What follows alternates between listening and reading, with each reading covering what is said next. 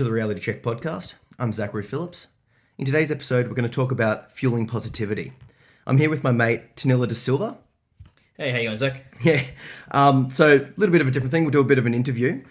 One of the things that I wanted to just get straight into is what you're doing on Instagram. I've noticed you've started releasing a bunch of 1-minute videos that are fairly positive in nature and fairly inspiring, and you've gotten a bit of traction from it with people commenting and private messaging you and that sort of stuff. So why don't you just introduce yourself, talk a little bit about videos, and we can go from there. Yeah, sounds good. First, thanks for having me on your podcast, Zach. So the videos came from a few different reasons, I guess. But I guess the ultimate goal of these positivity videos is, even if it's just one thing that I say that makes one little person, think twice about something, or maybe just hesitate before making a decision, whether it's something small like a bottle of milk or whatever it is, or making a life-changing decision. They're just like, hold on, maybe there's another option out there, maybe something better I can do, So make them think twice.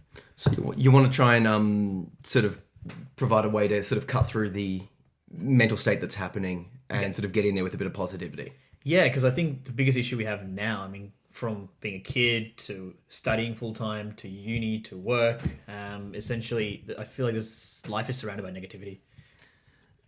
You've said something along the lines of the only way to counter negativity is not to eradicate it, but to promote greater positivity. Yep. What do you mean by that? Okay, so I guess a simple solution if there's something bad happening is to try stop doing it, right? If someone's doing something wrong, tell them to stop doing it. That's what we've been taught from a young age, whether it's, don't do that maths problem that way, Pythagoras theorem is this way, do it this way, if you don't, it's wrong. I guess my purpose is, all right, wrong things happen, bad things happen all the time, and you can't ever cut that out completely no matter what it is. Yep. So my mindset, if all these bad things and negative things are happening, which we can't stop, it's bad stuff's going to happen no matter what. No matter a fact. what. Yeah, exactly okay. right, 100%. Bad stuff's going to happen no matter what, no matter how great you are, no matter how much money you have, whatever it may be, right? So my way to counteract that is to just be completely positive and promote positivity. Try to grow that so the ratios, I guess, shift to have a greater balance of positivity rather than negativity in the world, I guess, essentially. Well, I suppose, those small steps to grow bigger. That's right. You want to get people to it's not necessarily think positive though. Like you don't come across as like, oh, hey, change, just think positive and everything will be good. It's more of a perspective change. Yes. Because for lack of a better expression, the cliche self-help of think yourself better isn't realistic and sort of comes across as offensive to people that are going through some shit times. Right. But that's not really what you're going for with the positivity that I see, at least. It seems to be, it's that sort of counteracting. I suppose the first step, like you said, is accepting that bad stuff will happen. Yep. And then trying to change the perspective. That's right. Can you go into that a little bit more for me? Yeah, sure. So I think you've hit that on the head, and that's exactly what I meant by those videos, or the purpose of those videos is, look, bad stuff's going to happen, and don't just, pretend like everything's great, rainbows, lollipops, and sunshine. It's not. But it's always about questioning the man or the situation, I guess, is another thing that I'm trying to promote through the videos. So if you see something or you're doing something you're not sure about and it's causing you grief or any kind of adversity, the purpose of these videos are, hey, maybe I can go around about this another way. Maybe I can look at it from another point of view. Or maybe I can put myself in the opposing party's point of view, put myself in their shoes, and see, maybe what I am doing is actually wrong, and what I really want to be doing is thinking about it from a holistic point of view. How can you, let's say, I watch a video and I'm like, yeah, that sounds great. Mm-hmm. In the moment, there's a couple of issues that I face personally, sure. And I'm trying to work through this myself, is when I find myself going down, for lack of a better expression, a negativity path, when I'm getting in my head, I'm ruminating, something's going on mentally.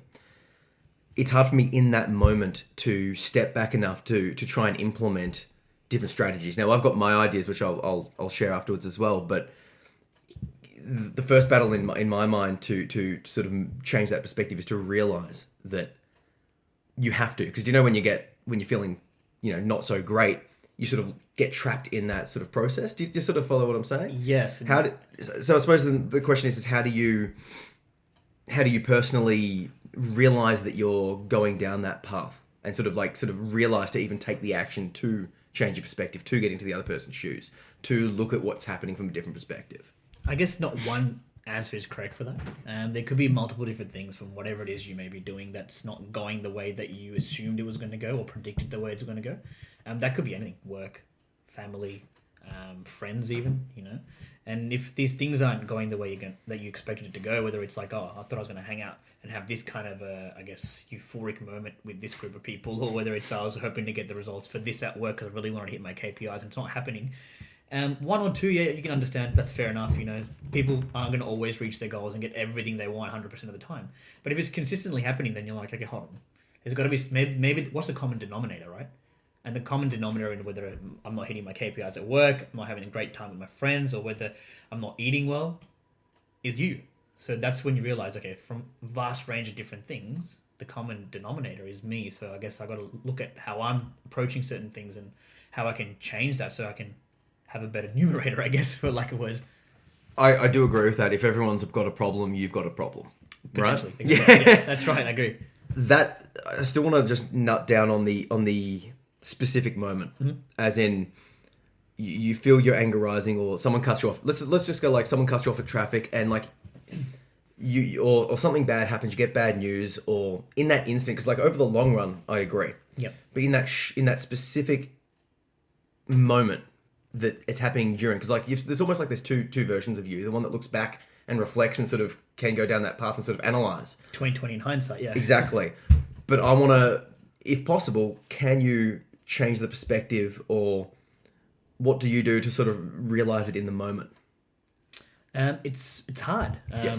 And just because I preach these videos and try to promote positivity, I get it wrong just as much as the next guy or the next person.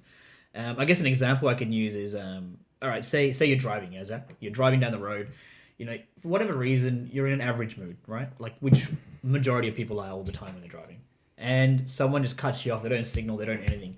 What's your initial reaction going to be? Depends on my mood, but... Generally annoyed? Yeah. Generally annoyed. And that's probably a majority of people are going to feel that. But what about if you change perspective and say, hey, that person that cut you off had a sick kid in the back and they were trying to get to the hospital? Then you're like, oh, shit, hold on. Their need is greater than mine. So your default is to assume the best in other people. I think that's the only way you can promote positivity. That guy could be an arsehole, or it could be in trouble in some capacity. A worried parent. That's right. Yeah. Okay. So I think that hits an nail on the head, is assuming the best in other people. And that actually helps you live a better quality life. Because if you're assuming the best in people and it's not affecting the things that you do, from day to day, that is, you're generally going to be happier. You're going to be more successful, which means you can be more productive in the day and get more things done. Whereas if you're starting to hate on people and hate on situations and consistently be negative, you're not going to be as productive as you could be if you were positive. And that's part of the reason, yeah. I like to sort of get down to the root of things. I can assume that people are great, okay, but that doesn't necessarily stop their actions from hurting me or impacting me negatively. Yep. Right? So let's say the person cuts me off and I get angry. I assume that they're a good person, or that there's something going on in their life that caused them to be less considerate to me. I still feel upset. Yep. Do you know what I mean? Do you know what I'm saying? Like, the logical part of me can go down that path. Yep. What do I do to rectify the feelings that I still have? The anger, the annoyance, and this is obviously just for this sort of cliched example of cutting you off, and for whatever it may be, but yeah. For whatever, yeah. What can I do to address the feelings now that I'm still feeling, that sort of lingering? It's like, oh, I'm angry. Okay, maybe that person, think positive. Yep. However, I still feel that frustration. Yep. I'm still trying to find the answer. It's bulletproof. I don't think anyone in the world's found that answer to completely eradicate frustration from any situation. I'm still working on it, but what I'm trying to do is when these things are, whether it's someone cutting you off or whether it's being told off by someone or whatever it may be, is, okay, yep, that's a temporary thing. Is it going to affect you in, I read this great quote actually, is it going to affect you, I changed the quote a little bit, but essentially in paraphrase, is it going to affect you in 24 hours or 1 week or 5 years? Yeah. And most often than not, the answer is no. They're not. That guy cutting you off isn't going to affect you in 5 years, so you shouldn't be worrying now. So I'm trying to live by it. I'm trying to work on it. So these little things that happen, whether it's some staff annoying me and not doing what I want them to do, but in the end, it's temporary. So do you really want, I guess, something temporary to cause you permanent or long-lasting negativity causing you grief? And that's how I'm trying to think of, okay, what's worth it more? me trying to, I guess, completely remove this frustration or thinking about the frustration and being more frustrated, or trying to be like, you know what, let's focus on something better. Like, it's a nice day outside, the sun's out. Today I get to play basketball or whatever it may be, you know? So that's what I try to do anyway. So I think what I'm hearing is like you try to accept the situation that's happening, detach from it, Yep. and then change perspectives. 100%. And if you can sort of trigger when that happens and sort of get into that practice, and then go from there. Sounds reasonable. It sounds reasonable, yeah. It's hard to do. It's hard to, yeah. Because we're very emotional creatures, all of us. As humans, I think it is. It's so easy for us to shed hate and any kind of animosity towards situations, but it's so much harder for us to be positive about things. What about general life positivity versus like that sort of malaise or depression? So if something comes up in the moment, you'll know, like you can sort of notice that spike, that change in temperament. You might be able to implement something. But let's say you've had a long day. Maybe you've been working all day and you've stayed late.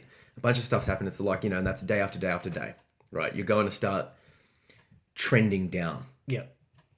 What would you suggest someone does to be able to start to turn that trend around, if that makes sense? Not necessarily just like, it's not like one bad thing happened in the moment, but it's just that general life grind that can sort of get people down if it's just continually weighing on them, if you know what I'm saying. And I guess the question is, how do you try to avoid that or try to deal with it? I suppose, yeah. Okay, so yeah. Let's say obviously trying to set up your life in a way that can help best manage that. I'm always talking about guarding your mental state and, you know, working in what you like and all of that sort of stuff, right? So avoiding it is ideal, or setting up a life that it doesn't happen would be ideal, but that's obviously impossible. It's going to happen. Yeah. So when it does, or how will you address a more life confirming thing? And I suppose we've already touched on half of the response, but yeah. Yeah, I think it's going to happen every day, every second, every minute, whatever it is, right? The only way you have to mitigate that, and I think you have to mitigate, is my life generally going towards where I want it to go? All this crap's going to happen, whatever it may be. That's for not just me, it's for you, for everybody, right? So I guess what you want to focus on is if the positives outweigh the negatives, and that what your happiness is going to in an upward spiral, that's fine. It's only when it starts to plateau, I think, is when you realize I've got to make a shift, or a significant shift rather, in my life to change this. Everyone's going to have issues. It's going to be hard no matter what you do in life. I'm sure the richest person in the world has the most stressful days. Who is it now? Like Jeff Bezos, is it? I don't even know how to say his name. Amazon guy, yeah.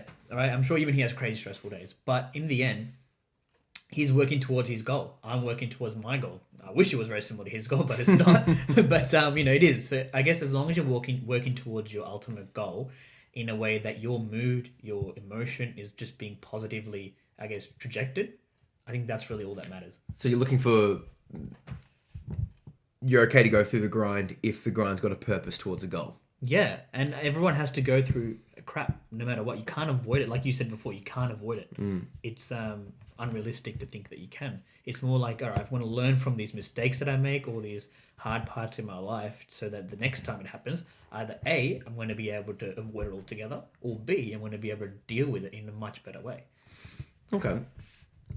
I want to keep going down this path of money and work. And the first thing is what do you do for work? Yep. And just, you know, share a little bit about that. And then I want to delve into the money, happiness, that sort of side of things. Sure. All right. So for work, I work as a relationship manager for one of the banks in Australia. So won't hold it against you. Yeah. So I'm a banker wanker. That's right. Doing it for a while. So I apologize to anyone listening. But it's good. What I do now, I really enjoy it. I think the company I work for is great. So can't go wrong. So are you dealing with customers, or are you dealing with clients? Yeah. So it's about account management essentially of affluent clientele, helping them with the business goals, personal goals, and whatnot. Dealing with complaints and stuff, or is it more? I haven't had any personal complaints against me as yet, being in this role for almost 2 years now, so I think I'm doing pretty well. No, I mean complaining against the bank or just their situation. Oh, no, it's mainly their situation, trying to help them. It's kind of like financial situations with everyday customers like yourself, and they come to me and say, look, what can I do? Or businesses come, business owners, etc. How can I set up this and do this and borrow more, etc. So you're helping them follow their goals more so than I am dealing with the repossessing sort of that's Okay, exactly so- right. So I'm not you're seeing the happier side. I'm seeing the happiest side. I'm not a debt collector, which is great. I don't know if I could do that. But I think what I learned from this is people get very protective and narky around anything to do with money. Rightly so. And from that, I've realized how to deal with different types of personalities. And it's all about, I guess, from work, what I learned, asking open-ended questions to someone that you just met, just to get an idea of what their culture is like, their internal... How they view money is a thing. Yeah, exactly right. Then you can kind of help them, put them on the right path without it accidentally saying something that might trigger them or upset them. So that's what I do for work essentially every day. So 5 days a week, sometimes 6. Well, considering the line of work, I want to go down the idea of money and happiness. My view of money and happiness is that up to a certain level, you can, if you earn up to a certain amount, be anywhere beyond that, you're basically not going to add much actual happiness to your life. So let's say you've got enough money to earn a car, to have a house, to pay the bills and get the food and that sort of stuff. Anything beyond that, it's sort of, it's not needed, but it's not adding that much to your life. So I've got a crap car. Yeah, but if you gave me a Lamborghini, I wouldn't say no to it. Yeah, of course. But it's not adding any extra value to my life in the sense that car would still get me to the same places, to deal with the same people, to do the same work, to do all of that sort of stuff. So that's sort of my opinion, that like I sort of value my time significantly more than I value money. Yep. For that sort of that purpose. That's good. What's your view? Are you hunting the big dollars, or are you going for what's your That's a really good question. I actually spoke about this with one of my mates recently, and we had a really good conversation about happiness versus money. Yep. And time plays a big part in both those. And just off the Lamborghini comment, I guess, would you rather cry in a $2,000 Mitsubishi or a $500,000 Lamborghini, right? So Yeah. that is what it is. But I guess what me and my friend actually got to the conclusion was, it's money doesn't necessarily make you happy. Having $1 million in your bank account won't make you happy. And my mate's very for that. I guess he's on that side of the fence, which is like, money doesn't make you happy. It's whatever life is. Which I am kind of a preacher for, but I'm very on the fence because, for example, I have my own commitments, whether it's paying off my parents' mortgage, which I've been doing for years, which stresses me the hell out, fixing up their finances, which stresses me the hell out even more. I know that if I was to be given X amount of money, that headache would be gone. So my argument to that... Sorry, you were going to say? No, go for it. Yeah, so I guess what I was going to say is, from that, money doesn't directly give me happiness, but it indirectly does, because indirectly it's going to give me time, Yes. freedom to do whatever I want. And with that, I'm going to be happier. Yeah. I'm going to probably live a better quality life, because, hey, if I want to spend that extra $10 to buy good quality food rather than $5 cheeseburger or whatever it is, I'm going to do it. It improves my health, my mental state. I think that's where I think money is important. Yeah, I got to agree with you on that. I hear and I read a lot of people going, money doesn't matter at all, and I'm definitely on board. It's up to a certain point that it matters. This is from my perspective, but you do have to have that perspective, because if you're struggling to pay the bills, if you're worried worried about the debt collectors, you're worried about all that sort of stuff, it's going to be hard to think positive. One of the leading causes of relationship breakups, I think the leading cause, is financial issues. I'm not surprised, yeah. And there's obviously a correlation between socioeconomic status and mental health problems. And the cause and correlation could go either way. Does mental illness cause low socioeconomic, or does it vice versa? Yeah. But either way, there's a correlation there. Let's say, don't have to state the number, but you probably have an amount that you'd be happy earning, right? Yeah.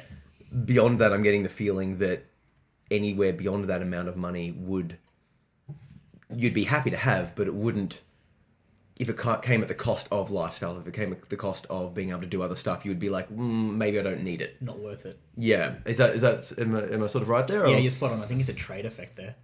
Trade would be, I guess, family and time versus money and working, right? So, yes, there is a number. Everyone has a number. I think it's hard because I've got flipped on this so many times, man. It'll be because for example, I've gotten just little parts in my career where I'm starting to make X amount of dollars where I didn't think I was going to make 5 years ago, and I'm like, oh, great, awesome. But what happens when you start making more money?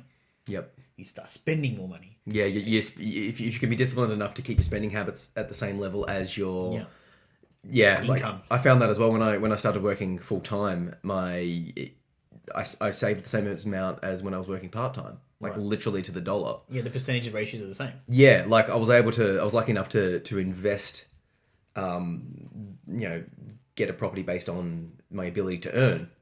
But I didn't pay it off. I didn't do anything more. Like I was exactly the same in terms of saving because my spending went up with my income, and that's you get that trap, don't you? It's essentially like two parallel lines following each other, expenses versus income. But and you're fine. Working in the industry, I can safely say 7 to 8 out of 10 people are exactly the same. They spend just as much as they make, and if they have a jump in income, they have a jump in expenses. Yeah.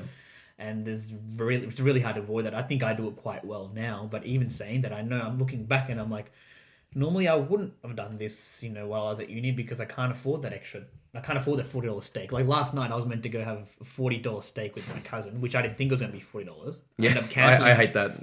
Yeah, so I didn't go. I like first of all, so it was late as well, and then he's like, oh, let's go to this place. I'm like, oh, how much is steak today? It's like about $40-$50. I'm like, yeah, I'm not comfortable spending $40-$50 on steaks. How about let's go to $10 Asian food somewhere. But you try to, I guess, mitigate that. But I hate that. That's one of the worst things you can do to someone is take them out and not let them know the price range of the thing that they're going to have to... Like, if you're taking them out and you're paying, take me anywhere. Take me anywhere you want. But if you're... That's an awkwardness that... like a social awkwardness that I get. I get that. It's like, where are we going? Do I have the cash at the moment? Exactly right. Yeah, that gets to me sometimes. But yeah, no, what you said, when you get to a certain point, it's just extra cash that I guess extra cash you don't really need. But I guess you want to really focus on life and expenses that will come up in the future as well. That's the other side of the coin. Because you get to a point where you're making money, but then all of a sudden you might have another kid, you might get married, life happens. So it's gonna happen. And it's gonna happen. So there's a fact that sort of relates to this is that, let's say I asked you to judge your looks and you make jokes about your looks. Yep. you're a funny guy. Think you're very handsome, and so do you. Yeah. But the stat is that if you ask people to rank themselves out of 10 in terms of looks, the average person should rank themselves a 5. But the average person ranks themselves a 7, which means the average person thinks they're better looking than what they are. Right. Same's true for personality, for sporting ability, for intelligence, for every factor. I'm not surprised, yeah. Now, makes sense. But what that means is that everyone thinks they're better than what they are. Right. The average person thinks they're better. If you are truly a 5, you think you're a 7. If you're truly a 7, you think you're a 9. Gotcha. So everyone's the average person's overstating themselves. But what that also relates to is if you look at, say, gambling or Taslotto, or conversely, say the impact of smoking or some sort of bad event occurring. Mm-hmm. No one thinks the bad stuff's going to happen. Yep. Everyone thinks the good stuff's going to happen to them. So we think we're inherently lucky, inherently not unlucky. And with the money thing, and I'm sure you might see this, it's like, no one thinks the bad stuff's going to happen. Like I've got a 1.5-year-old. Yeah. If we have another baby, that significally changed my financial perspective. Hugely, yeah. I don't think we will. We're not planning it yet. But you never know, yeah. It could happen. Yeah. Like hopefully, the car doesn't break, but stuff happens. That's when right. it Yeah, but life happens, but when it does happen, you're like, you don't expect it to happen. In the same way, we think we're better than what we are. Right. But it's gonna happen. That's right. And I think that's something that people need to realize and educate themselves on. I think. How do you find the balance between being realistic and not getting down about the shit's gonna happen? How do you balance that idea of staying true to what the reality of life is? Yeah. Without becoming an anxious person going, well, I can't drive because of the the stats of driving are this, and I need to do this, and I've got to save, and and getting into that anxiety hole. Yeah. You know what I mean? I think so. You're essentially talking about fear. This is going to sound probably a little bit arrogant, but I'm not fearful of life, and I'm not fearful of death either. It's crazy because I think I could be taken tomorrow. I could be taken a week from now. So I'd rather work towards the ultimate goal, to have a good life in 20, 30 years as well. But at the same time, I want to live in the moment. So I guess I try to remove that fear from avoiding traffic because I might crash, avoiding heavy rains because I might crash, or whatever it may be, or taking little risks with money even, whether it's investing in something like crypto, you never know. Because I guess I'm not really fearful of those things, and I want to give life everything that I can give it, whether it's doing a new course, studying here, or taking up a new martial art, which I know you're a big fan of, or whether it's reading these books that I really got to get down to, or watching this new TV show even, and I want to do it now, and I try to organize my days to be able to do it so that if something does happen, if I do break my leg and I'm out for 2 months, 3 months, at least I started, no regrets. Brazilian Jiu-Jitsu. I never want to look back, and I've done this when I was young, low teenage years, where I look back now and I'm like, it was a great time to learn the lesson, because I learned the lesson that I never want to look back and say, hey, Tanila, you should have, you could have, but you didn't. Yeah, I agree. Something when I teach in high schools, kids will randomly ask me, it's a fairly common question, like, what are you afraid of? And, I'm like, oh, what are you afraid of? And they're like, oh, spiders or heights or whatever. Yeah. And I always come back with regret. Yeah, it's like obviously there are like legitimate fears that I have, but spiders aren't keeping me up at night. That's right. Fear, heights aren't keeping me up at night. Yeah. What keeps me up and what worries me is, am I doing enough now? Like, am I living to the fullest capacity? Like, I want to, get as many books out as I can, because awesome, if I'm done, that's it. Yeah. Like, legacy over. That's it. Whatever I leave on the table is what I leave on the table. Right. You mentioned that you don't have fear. Mm-hmm. Have you always felt that way, or was there maybe a turning point or something that happened that got you there? Yeah, I think I'll be a bit more specific. When I mean I don't have fear, I don't have fear with taking on life. I am fearful of a couple things. Actually, I'm fearful of really one thing. It's losing someone that I care about, or losing my parents, for example. It's gonna happen. But it's gonna happen, and that's probably the only fear I have. But in terms of tackling life, no, I don't have any fears. And I guess the reason for me not having fear is because I'm more focused on being all that I can be while I can be. It's kind of like a little mantra that I guess I live by on a daily basis, and that's the only way I can see myself growing and developing into someone that I know I'll be proud of, or completely proud of one day.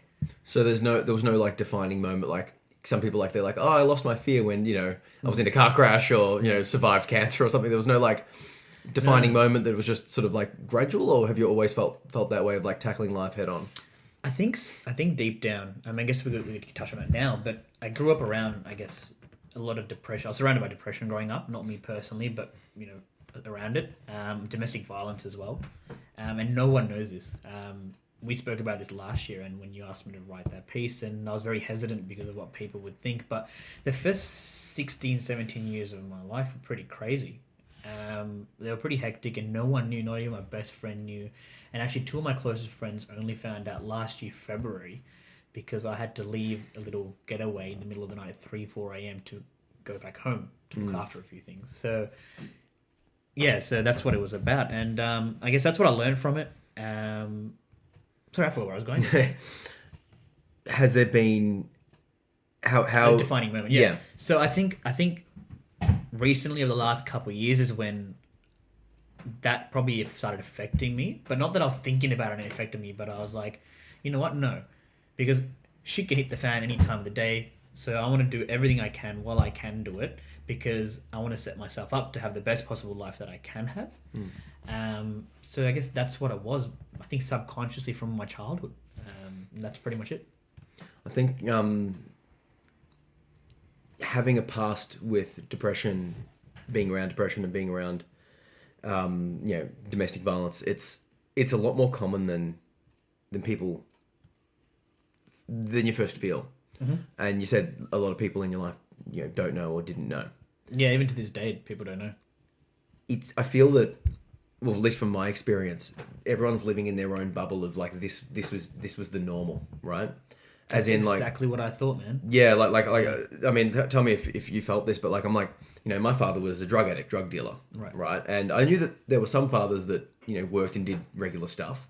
However, all of his friends were all like him, right? So until I was a bit older and started, expanding my horizons, and this is growing up.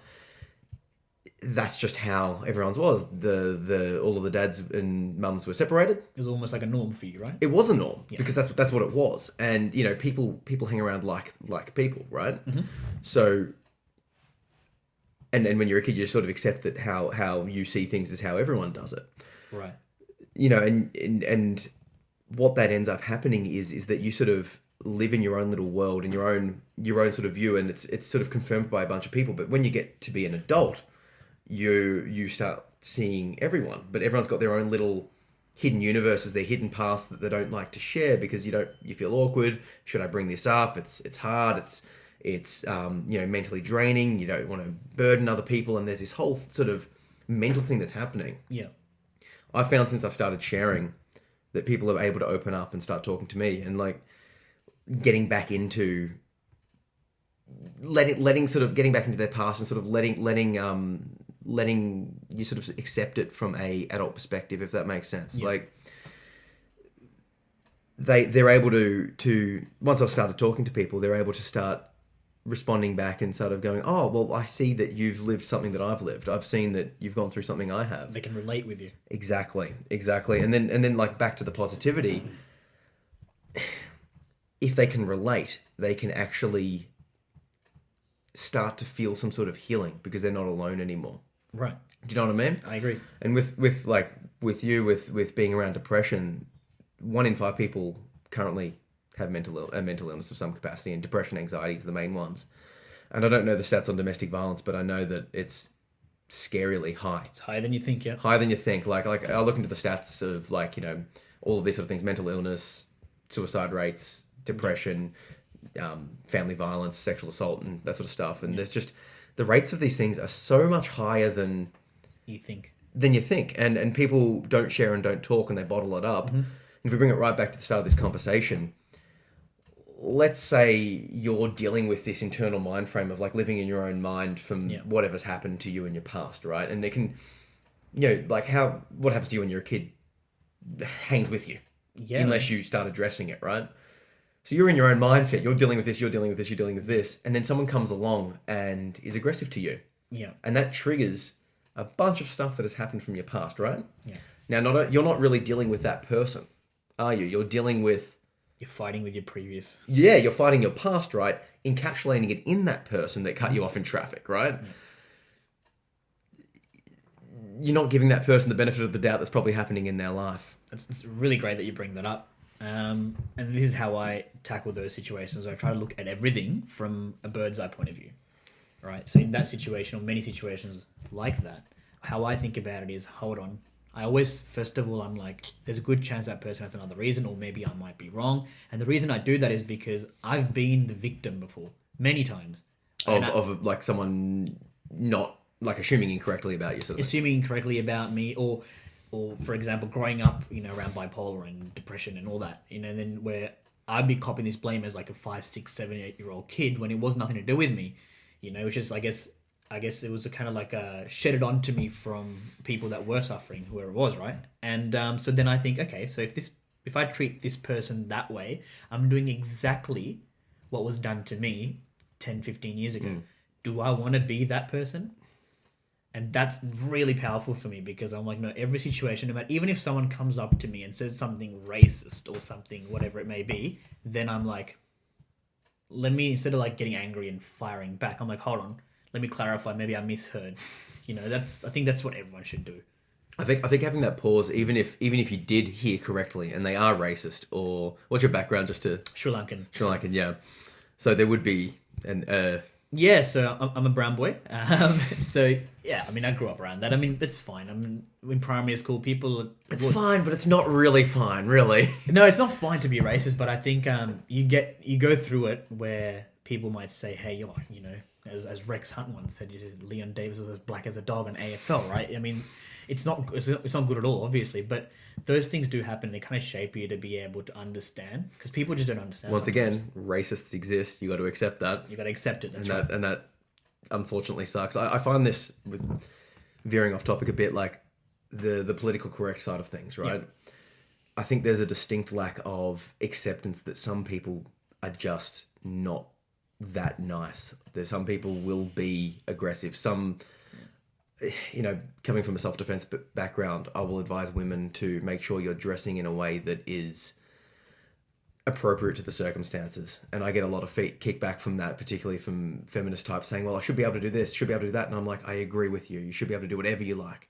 However, realistically, we're living in a world that has people that aren't nice. And you've got to accept that reality. Like, the ideal would be to drive towards a world that isn't racist or isn't going to have sexual assault or family violence or anything like that. That's my goal too. Like, it is, but all good. It's far away. Yeah. However, I would advise you to be aware of the realities of the situation. 100%. And then within that thing of keeping yourself safe, if something does come, step back, detach, think the best, but ultimately still protect yourself. Because, you might have misheard, or you might be about to have a conflict. You know what I mean? And it's finding that balance, because you can go too far the other side of things. And I'm not saying you're definitely not like this, but some people want to think the best of other people, but they go to such an extreme that they put themselves as the victim. And I used to be like this. One of my main goals in every relationship was like, I just want to, make the other person happy. And this would be like romantic relationships or friend relationships and stuff. But ultimately, there was two problems. One, well, multiple problems really. I couldn't predict what they wanted. Yeah. Number two, if I'm just trying to placate you and just like, I'll do whatever you, not that you'd be that overt about it, but I lose all sense of character in myself. I'm not giving the relationship anything. I think the issue with that is that happens often. I think we've all do it at certain points. It comes down to us not respecting ourselves. That's how I see it. Because I think if you value yourself enough, then you go through that period where you're trying to be the nice guy, you're trying to be a good person, and then you get screwed over or whatever it is by situations, by work, by friends, whatever it may be. Then you grow into this person and it's like, okay, cool. So sometimes it's important to be like, I know what my self-worth is. You can't be a doormat. You can't be doing that. 100%. I find that as well. Like, I try and be. This is something I've been working on. Is setting a line, as in prior to an interaction. If this is the line I'm happy to go up to, I'm happy to play, joke, blah blah blah. I'll help you out up into my line. Mm-hmm. Once my line's crossed, then it's going into, if I let you cross the line on me, now it's going to come at a cost to my mental health. And even if I don't value myself enough, I do now, but in the past I didn't. I'm like, well, what does my mental health being detracted means? It means that I can't do a job properly, and I've got that responsibility. It means I can't be a good father. It means I can't be a good partner because I'm being detracted from, if that makes sense. That's good. If I let you cross the line of my mental health barrier, whatever that line is, I'll help you, but if I'm in a bad place, I won't help you as much. I'll pass you on to some sort of other people or services. I'll still be there, but there's a line that I can't cross. Yeah, because you don't want to put yourself at risk trying to help the world, essentially. Exactly. And this is sort of coming back to what you're doing with the videos, right? Yep. I know from my experience, a lot of people will message me and I welcome them. Talk, maybe we can work out something, share your problems and all that sort of stuff. However, there is a level that if it gets too much, I will let the person know, like, I'm not, capable of helping with this. Yeah. Or if I'm in a bad place, I won't look at the messages. Yeah. Because it's like, if I'm struggling and I try to help someone else that's struggling, it's not going to be good. There's an analogy of, let's say someone that's struggling is down in a well, mm-hmm. right? I don't want to get down into the well with them. I'll lend them the hand if I'm strong enough to do so, or I'll make them a ladder and they can climb themselves out if I'm not in a good place. That's right. Or if there's like 10 people in 10 wells, maybe I can teach them how to climb out. You know what I mean? Exactly. Like it's not the best analogy, but no, I understand what you're saying. It's about finding the best situation for all parties involved. Yeah, exactly. And the other thing is, in the past, I've had I'll throw myself into other people's problems so much that it was quite detrimental to my own happiness, my own sanity. I would sacrifice myself so much that I too was in need of help. And that left, when I inevitably, cracked, then the person I was helping struggled. Yeah. I was struggling. And also, because I was helping the person so much, they started relying on me as opposed to helping themselves. Yeah. And that's another thing that I'm trying to work on with my son. He's almost a year and a half. And one of the quotes that I got from Jocko Willink. Have you heard of Jocko Willink? Yes, he's the black and white Instagram guy, right? Yes. Get onto his podcast, the Jocko podcast. One of the things he said in one of them was, if I'm helping my child, I'm hurting them. And it's an interesting sort of thing, but let's say your kid knows how to tie their shoes. If that kid comes up to you and asks you to tie their shoes after that fact, are you helping them or are you hindering them? Do you see what I'm going for? I completely agree with this. So like the couch, I'm just looking at my couch now and it's about this, it goes up to about chest height on my son. He struggles to get up. He like flops on it, grabs, pulls and climbs, and it's this whole ordeal, right? If he wants to sit next to me on the couch, I know that he can get up there. Yeah. He'll cry, but he'll be like, let me up. Yeah. I could pick him up and put him on there. And, if it's nighttime and he's, about to fall asleep, I will. Yeah. But in general, he can do it himself. So am I helping him or am I hurting him by doing that? I think that's a great life lesson. I think it's perfect. And it's actually reflective a lot of my younger sister. Quick background of the story. We grew up quite poor when I was a young kid. And when my sister, big age gap, 10 years, grew up, we had more money. Lucky her, quote unquote. Yeah, so we're middle class now, right? So good on her, I mean, for me, a present would be buying that packet of Samboy barbecue chips when I was 6 years old. And I would wait months for that. It'd be awesome, right? Yeah. Now that's like not enough. Now it's like I want an iPhone every week or whatever it is. Right? And I think that's exactly right. It's about the parenting styles. You shouldn't be giving everything. You shouldn't be doing everything. And I teach that with the kids that I volunteer with as well. I'll teach them the way. What do you do for volunteer? So maths, English, actually... Oh, like tutoring. Tutoring, yeah. So it's going pretty well. And I have a couple kids. I have one kid with autism. I have one kid with ADHD as well. And that's testing me and making me stronger. It's fantastic, to be honest. But so my whole thing is exactly what you're saying. You're hindering them. Teach them the way once, maybe twice, depending on the, I guess, situation. Get them to know the skill. Once they can do it, then they can do it. And once they know the skill, then they got to figure it out themselves, and that's just a life lesson. And I cop so much slack from my sister because I give her speeches all the time, which I think is golden, but she never listens. It's hard to. So yeah, it's hard to give advice or even treat people in any capacity that's a relative or a close friend. Yeah, because I'm sure you found this with some of the stuff you're saying. The people that are closer to you know you as you, all of you. And same thing with me. The people that I interact with daily know me as me. In my highs, my lows, and all that sort of stuff, right? People that I speak to online only see what they see of me. You know what I mean? Or what you want them to see. Yeah, what I want them to see. And I do share, I do make an effort to share both sides of it. Yeah. But ultimately, given what I'm doing, I'm trying to, project positivity. Yeah.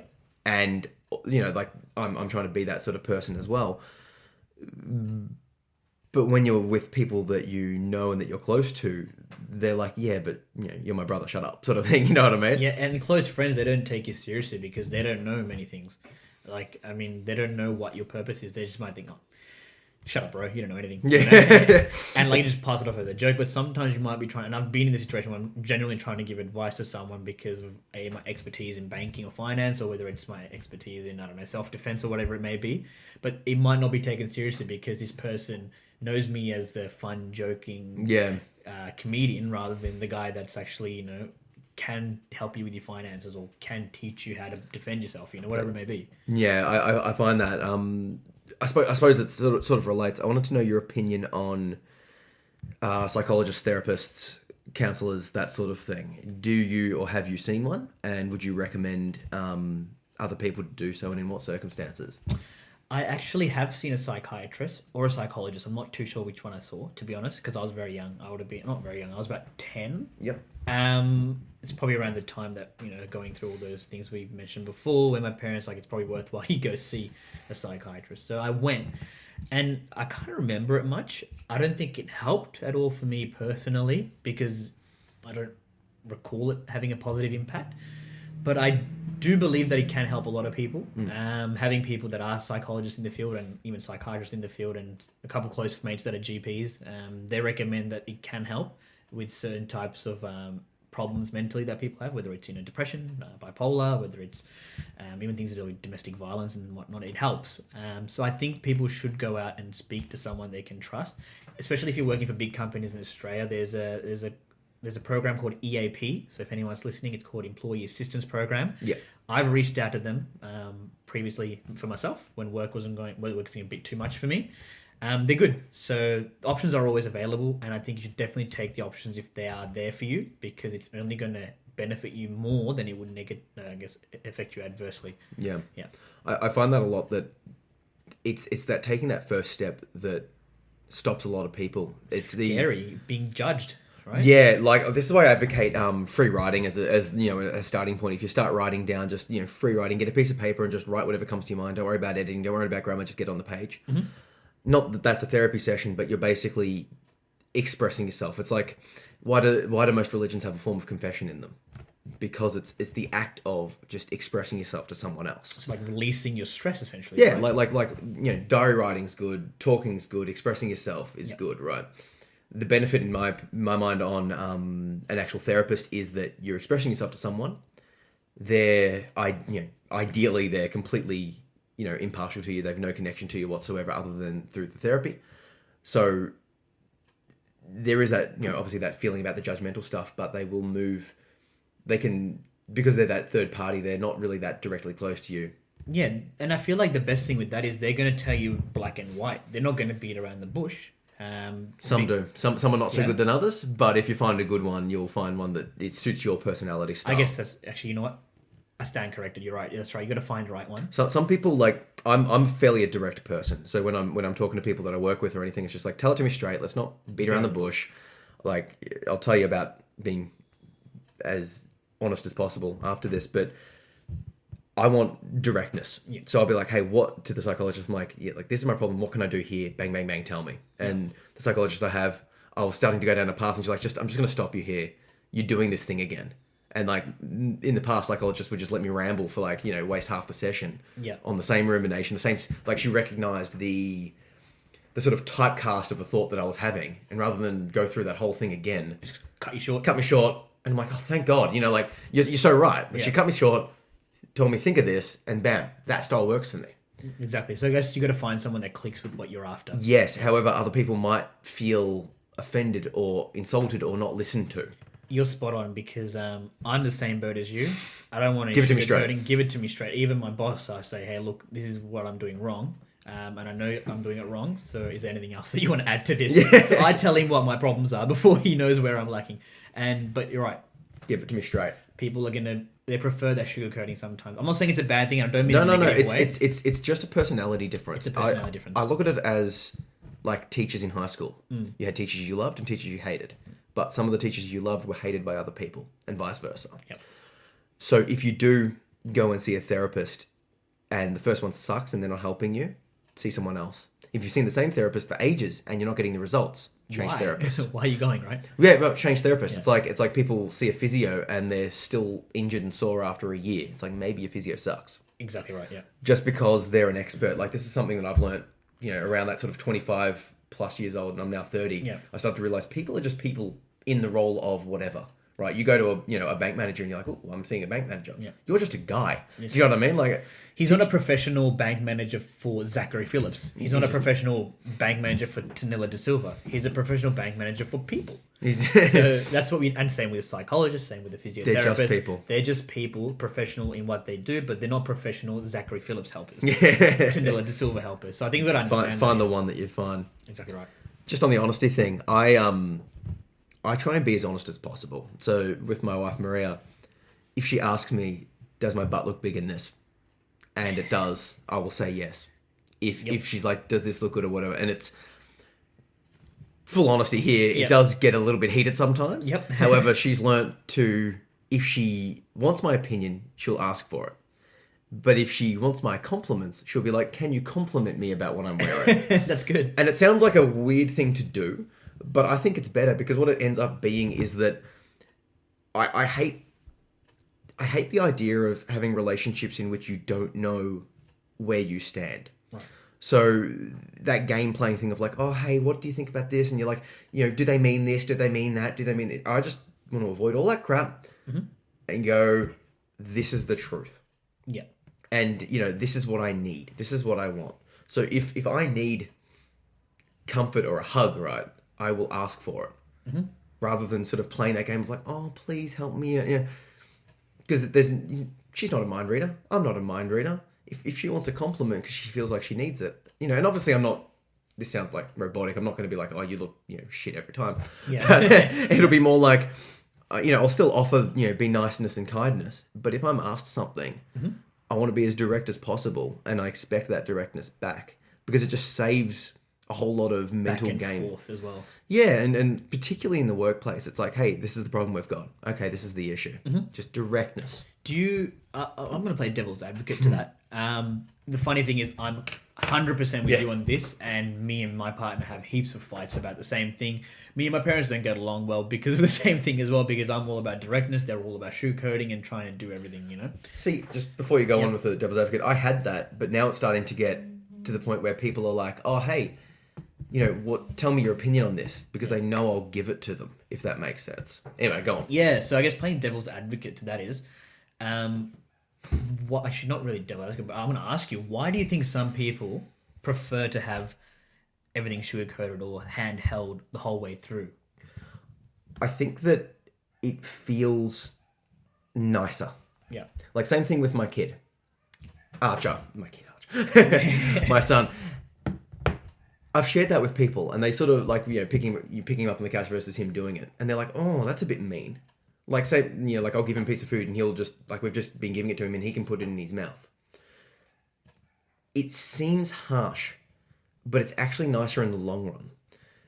It seems like the nice thing to do to compliment you. Your eyes look beautiful. Well, do they, or am I lying to your face right now? Just for a smile. Yeah, I mean, like, what's ultimately a deeper connection here? Me telling you the truth that might be a little bit painful, but ultimately now you know something about yourself that's, a little bit whatever. More accurate.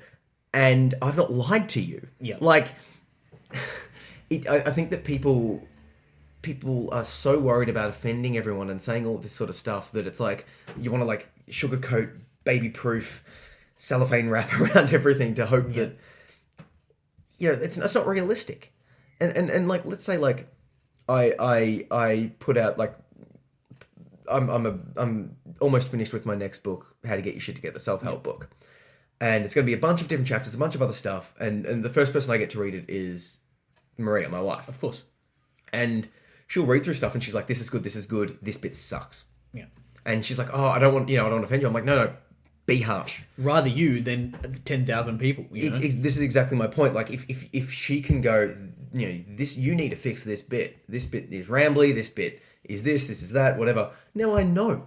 Do you know what I mean? It's like can't tell you after it's published, right? Exactly. You can, and there's ways to deal with it. But man, it's better to get it right the first time than have to spend the time fixing it.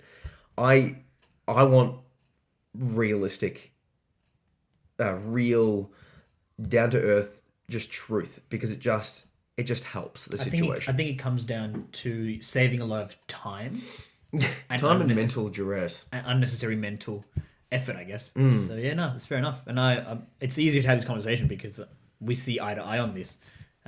See eye to eye until I pick at something. yeah, and then we have a fight about it. But no, I agree, completely right. Yeah, I think that that's the approach that I would like to go through. But the problem is when you start, at least I found when I started realizing that like honesty is a core value of mine, that I had to be honest with myself and then realize that there's people in my life that just aren't honest. They're always playing these mental games. They're always doing this sort of stuff. And I had to start sort of veering away from those people and veering towards other people that are more similar to me. And, it's caused me to lose and gain friends and, change and find different work. And, it's taking me, this path of honesty is taking me down a different approach. And I'm sure that I offend people with it, but it's not, my honesty isn't meant as an insult. Do you know what I mean? If I was going to insult you, the biggest insult, or if I wanted to hurt you, the biggest way to hurt you would be to not tell you your flaws. Yep. Lie to my face. Lie to your face, right? It's like if someone's like, I know a few people that are I just don't trust them, and I'm forced to interact with them. And I'm I've got my guard up with these people. There's these these people exist, right? Yeah. And, whenever I meet a new person and you get that read that they're sort of a bit snaky and you're like, oh, I'll just end the interaction as quick as possible. I'm not going to offer any advice. I'm not going to offer any like deep connections. Just wrap it up. Just wrap it up and just step back. Agreed. Yeah. You know, because I want to protect myself from that perspective. But if I did want to hurt someone, why would I offer them the advice that they need to hear? That's not going to have benefit in any way. Exactly. So I'm not sure if I've really gone down. No, it's fine.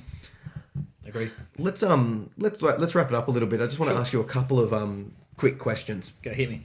Favorite book? Oh, probably Losing My Virginity, Richard Branson. Yeah. How come?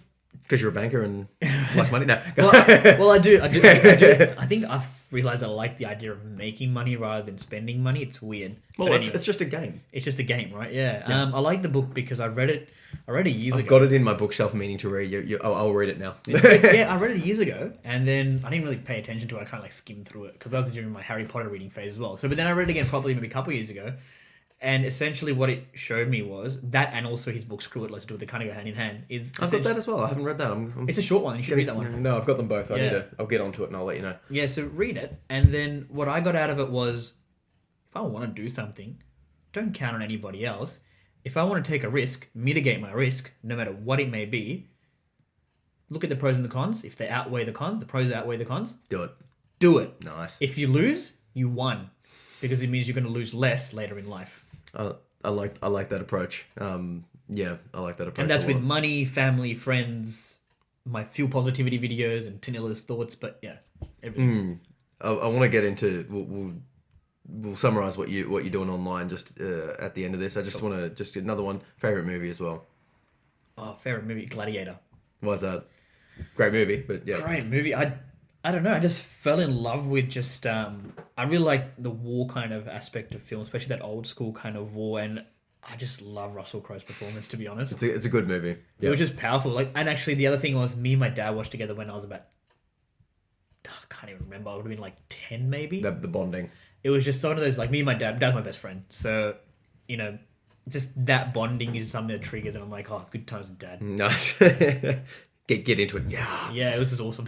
No, I fully appreciate that. So you mentioned just very briefly the videos that you're doing and the Tanila's thoughts. Can you just give a little rundown of what you're doing and how people can follow you, and we'll wrap it up. What do you think? Yeah, sounds good. So that's right. I'm doing 1-minute videos twice a week, Monday mornings and Thursday mornings, on Twitter and on Instagram. So just 1-minute videos, and essentially it's about watch the 55-second 1-minute video. Try pick up something for it, and I'm sure you will. If it doesn't, maybe the next one will. It's just about changing a perspective of certain things and trying to get another perspective and trying to essentially do something that might better you or make your life a little bit easier going as well. It's all about fueling positivity. There's no negativity. My handles are at Tanila De Silva, so it's TANILADESILVA for both Twitter and Instagram. And your thoughts as well. Yeah, so I've the famous hashtag that I'm using, which has been used by countless people such as Tony Robbins, Richard Branson, Elon Musk, is Tanila's Thoughts. So hashtag Tanila's Thoughts, TANILASTHOUGHTS. Nice. Really glad that I got that right, because I was worried I was going to spell that wrong. I can't spell, not Yeah. at all. And yeah, you mentioned that you're getting a bunch of people DMing you and sharing and talking and stuff. It's been fantastic. It's actually been really humbling. I've been getting nothing but positivity from it. People have been contacting me saying, hey, had this situation, can you help me with that? Or a lot of people doing that. And then the other side of it is people just replying back to little things that I say in the videos and saying, hey, I really needed to hear that. I had a really bad day. Thank you so much. Or they'd be like, hey, I see what you said there and I disagree with this. What do you think of this? And really good educational... Starting convos. Positive conversations. And it's not about saying that I'm always right.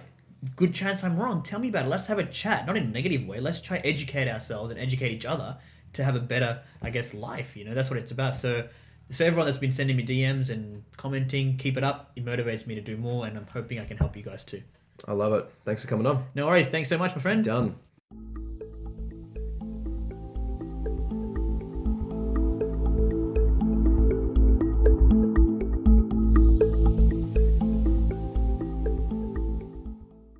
Thanks for listening, guys. If you enjoyed this podcast and want to support it, there's a couple of things you could do.